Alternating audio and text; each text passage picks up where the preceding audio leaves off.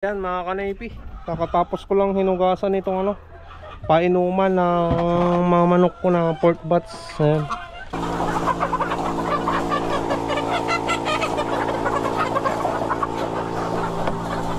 Nabubulabog yung mga manok dahil ayaw nila yung maingay mga kanaypi. Lalo na yung mga yan, yung mga bago. Sensitive pa yan.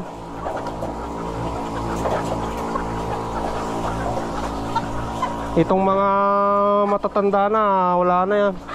Nasanay na.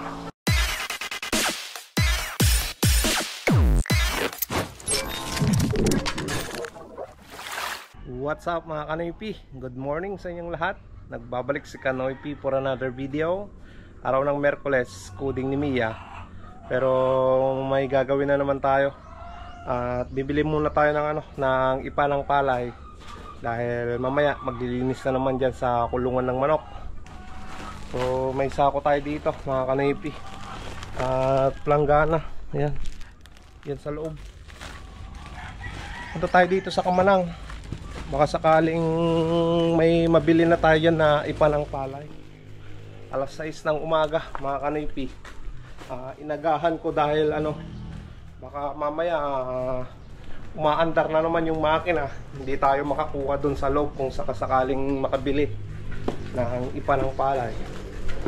So maaga mas maganda, sana may mabili tayo talaga dyan sa Kamanang. Hirap maghanap pag pag wala dyan mga Kanoypi. Nung nakaraan pumunta pa ako dun sa may Villasis. Ayan, malayo yung pinuntahan ko nung nakaraan Saka hindi katulad dyan sa Kamanang na na hindi nababasa yung ipa. Doon may basa-basa pa yung yung ipa ng palay. No choice. Bumili pa rin tayo mga Kanoypi. Andyan si Mia Alright mga Kanoypi. Yan. Painitan lang natin para makapunta na tayo. Tara mga Kanoypi, punta na tayo ng Kamanang.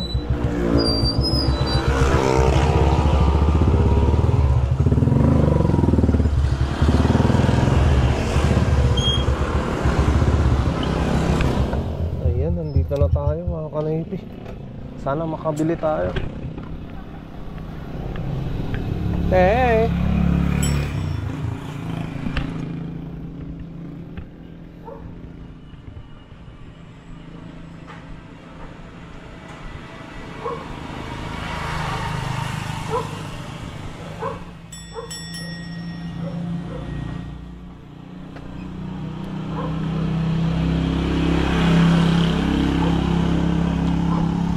Dati tapyo, sobrang gumatang. Tanggal ka. Uy, inom lang sa ako siguro, oras 5.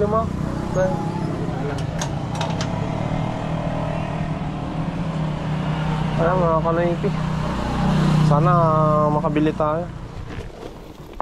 Ayan, mayroon mga Kanoypi.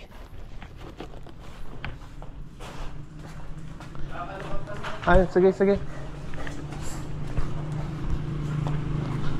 Buti na lang mayroon.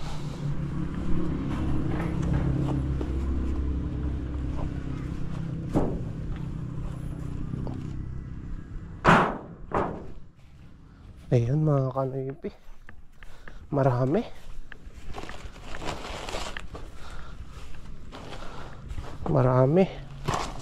Hindi ko lang alam kung ilang sako yung dalaw natin.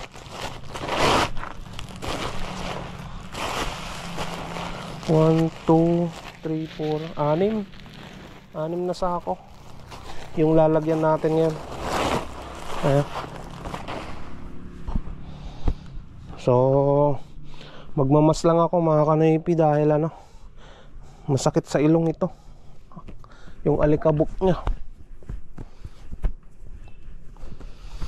Ayan. Okay, update ko na lang kayo mamaya pag natapos na natin itong makargahan. Ayan mga Kanoypi, bali nakapagkarga na tayo ng 6 na sako. 20 pesos ang isa niyan mga kanipi, yung isang sako. Kaya 120. Right, buhatin na natin to. Lagay natin kay Mia.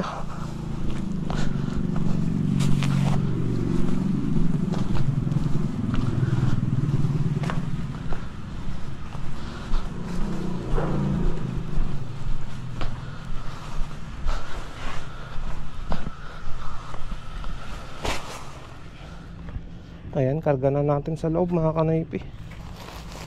Ito may butas to eh. Ayan.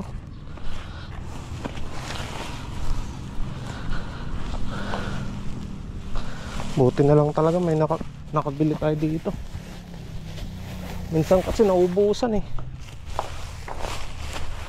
Truck kasi yung kumukuha dito. Isang truck minsan yung kinukuha. Kaya minsan naubusan sila eh.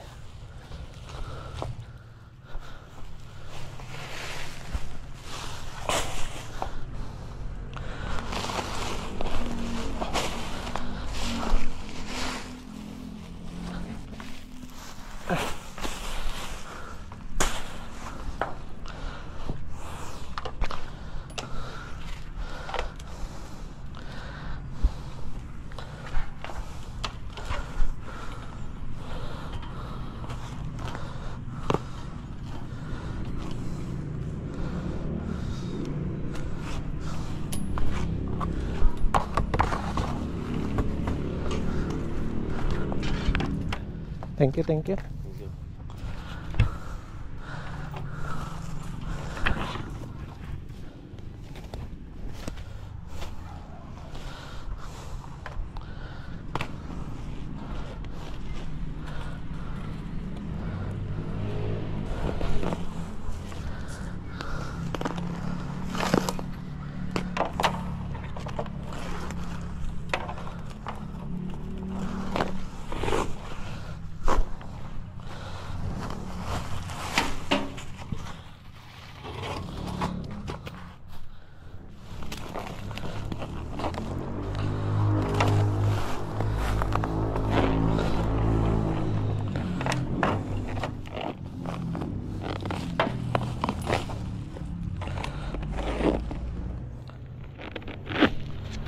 Maigi ng matalian kaysa kaysa walang tali. Mas sigurado tayo dyan eh, na hindi malaglag. Kaya mga kanipi, uwi na tayo.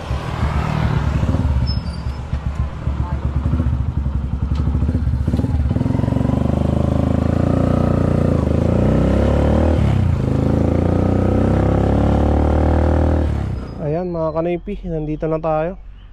Baba na natin yung mga ipalang palay na yan. Tanggalin na natin tong tali na to.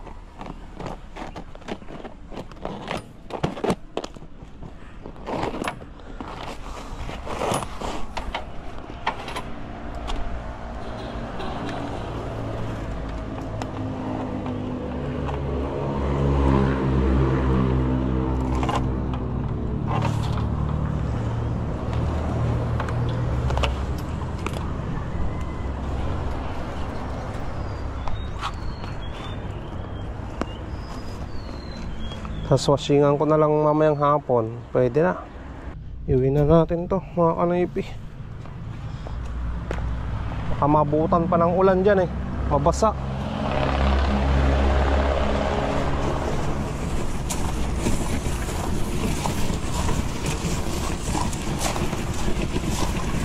Buti na lang nakabukas yung pinto na yan oh, yung gate.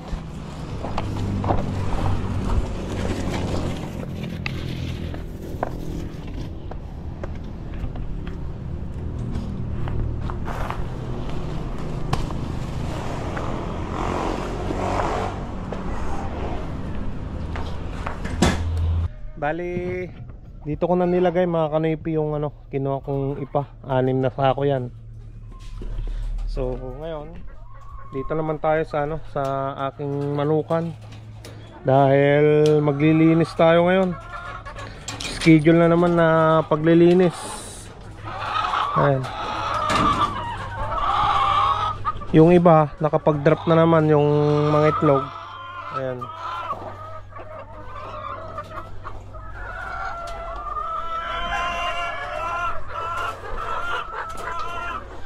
Ito malaki na naman mga kanipi.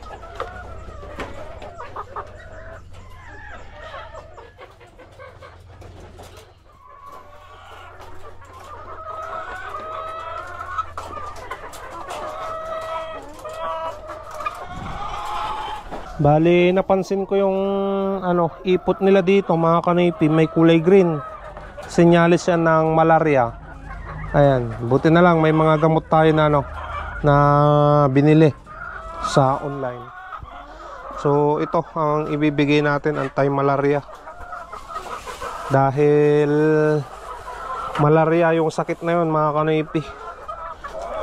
Kung bakit kulay green yung yung tae nila.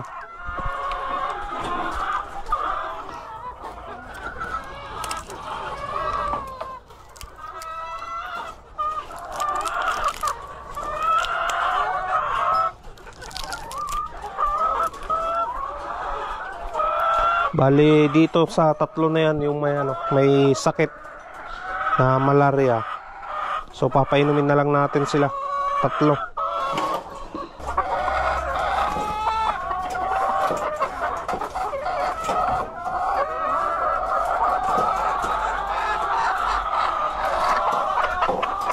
Ayan, tapos ko nang napainom tong tatlo na yan na may sign na may malaria mga kanipi.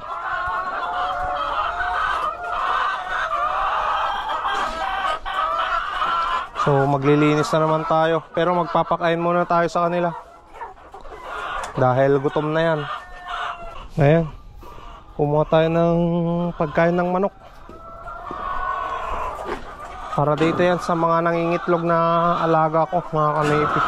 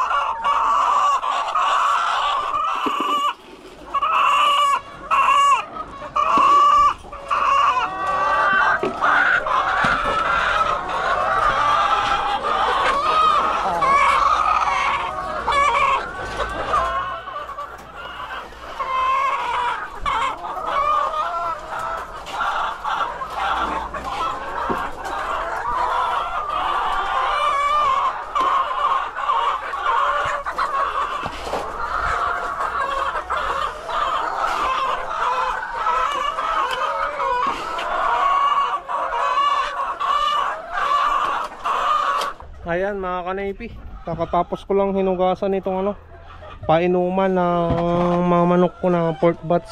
Ayan, hinugasan natin dahil madumi na. So ito, malinis na at na-disinfect na rin mga kanipi.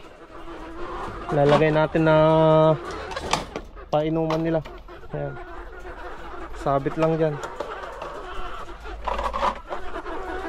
May mga alambre naman yan mga kanipi na paglalagyan dito.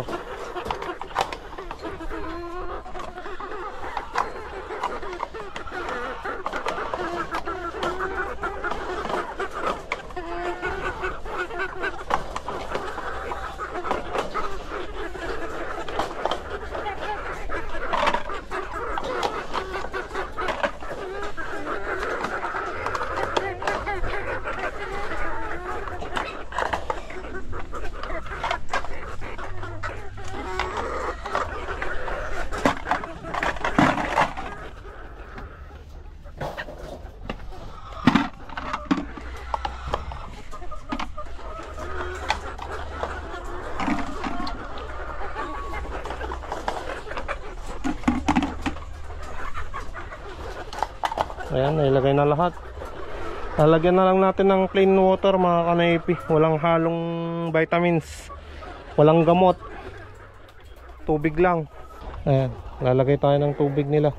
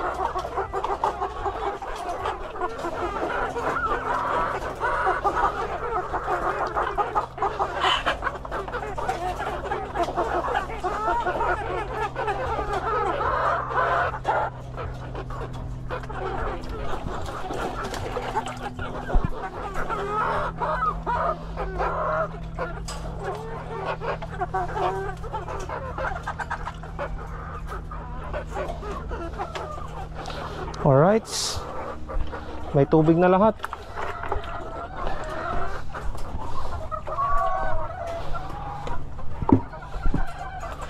Ngayon, maglilinis na ako ng mga kanaypi ng kanilang ipot. Yan, trabaho ulit. Ayan mga kanaypi, kakatapos ko pa lang na natanggal yung mga kanilang ipot. Itong mga alaga kong manok. Ayan, napapansin nyo, wala na yung mga ipot nila. Ayan. Bale, magdi-disinfect na lang ako mga kanaypi. Mag-spray tayo ng Sunrox para ma-disinfect at mawala yung amoy ng kanilang ipot. Marami pa naman laman. Ayan, ganyan lang mag-disinfect.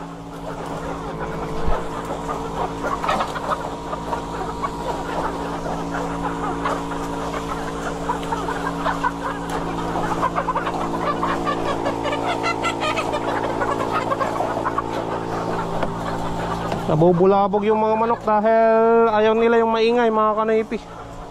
Lalo na yung mga yan, yung mga bago. Sensitive pa yan.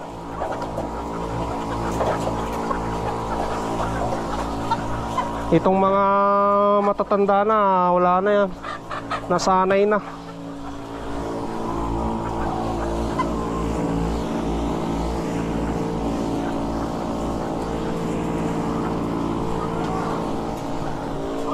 Mamaya magkukulikta tayo ng itlog dahil yung pa-order ko na 2 tray mga kanaypi.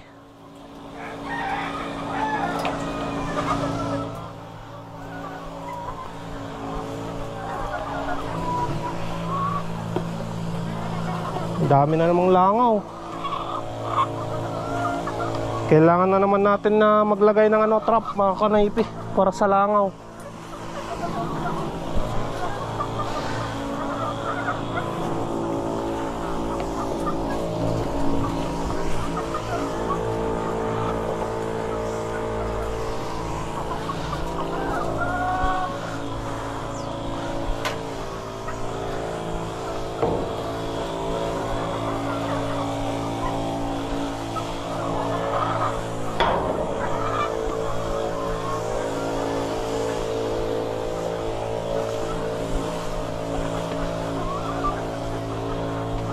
Kunin ko na lang yung isang sako dito na na ipa. Ayan. Maglalagay tayo dyan sa sa baba ng kulungan. Pero mamaya na to. Mamaya tayo na na maglagay ng ipa. Hayaan muna nating ma-disinfect yung mga plastic. Ayan, yung saluhan ng ipot nila. Ayan mga kanaypi, ito na yung large to XL na size mga kanaypi na itlog. Deliver natin tong 2 tray doon sa Bagoongan. May pa-order tayo. Bali yung large jumbo size mga kanaypi, sinisiparate ko na. Syempre malaki na masyado yung yung jumbo mga kanaypi. Marami na ring jumbo na na itlog yung aking mga manok, kaya separate ko na.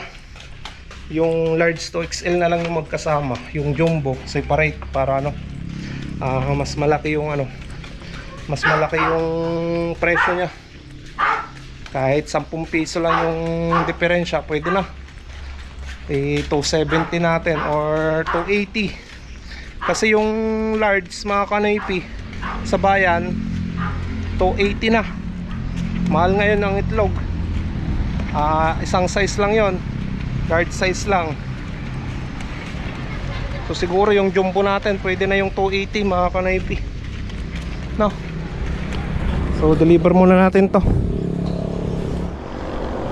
Mang!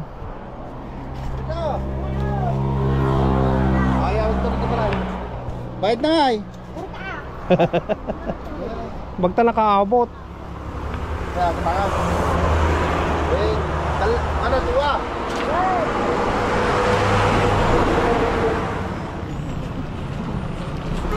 Thank you.